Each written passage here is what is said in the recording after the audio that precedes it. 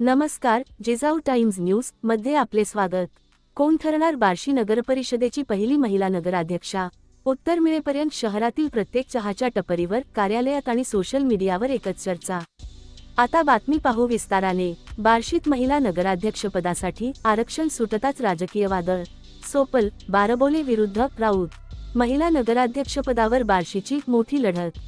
नगरपरिषदेच्या सार्वत्रिक निवडणुकीसाठी आरक्षण जाहीर होताच बार्शीच्या राजकारणात अक्षरशः भूकंप झालेला आहे। नगराध्यक्षपद महिला सर्वसाधारण वर्गासाठी सुटल्याने अनेक ज्येष्ठ पुरुष नेते आणि इच्छुक कार्यकर्त्यांचा भ्रमनिरास झाला असला तरी आता बार्शी शहरात एकच चर्चा रंगली आहे। बार्शी नगराध्यक्षपदावर कोणती महिला बाजी मारणार?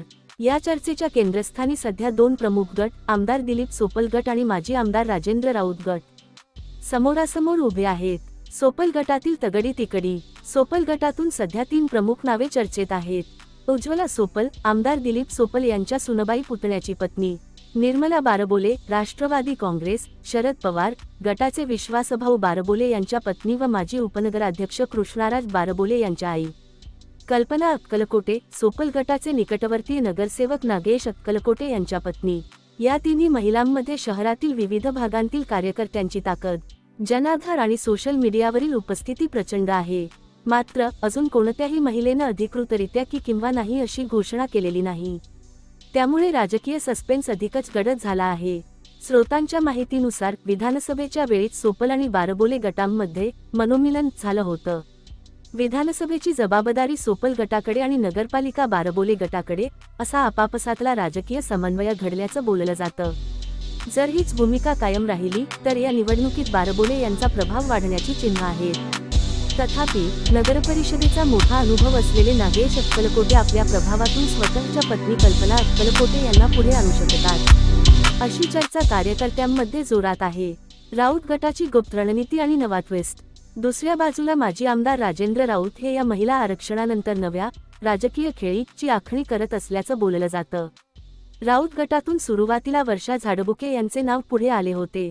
त्यांच्याबाबत सुरुवातीला निवडणूक लढवणार का अशा चर्चा होतीच आणि प्रत्यक्षात कार्यकर्त्यांमध्ये त्यांना उभं करायचा उत्साह अधिक दिसून येतोय। राऊत गट वर्षा झाडबुके यांना डॅशिंग महिला उमेदवार म्हणून ओळखू लागला आहे।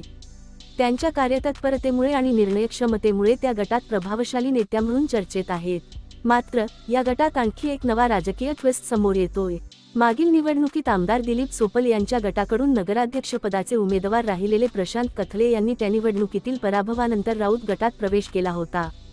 राऊत गटात प्रवेश केल्यापासून प्रशांत कथले यांनी सक्रियपणे राजकीय काम सुरू ठेवलं आणि आपले सर्व निकटवर्तीय कार्यकर्ते आणि मतदार यांना राऊत यांच्या पाठीशी एकत्र केलं। त्यामुळे आता चर्चेत येतंय आणखी एक नवं नाव, तेजस्विनी कथले म्हणजेच प्रशांत कथले यांची पत्नी।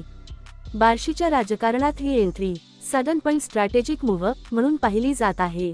तेजस्विनी कथले यांचं नाव समोर आलं तर राऊत गटाला एक नवं, तरुण आणि ओळख असलेलं महिला नेतृत्व मिळू शकतं।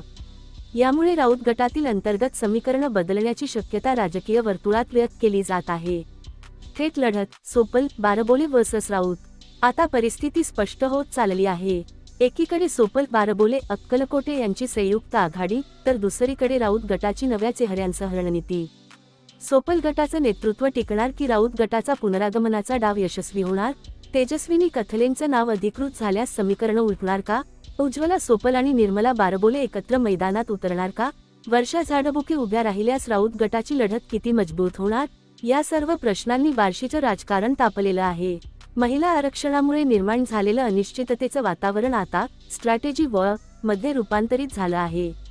आगामी दिवसांत सोपल विरुद्ध राऊत ही लढाई अधिक तीव्र होणार यात शंका नाही।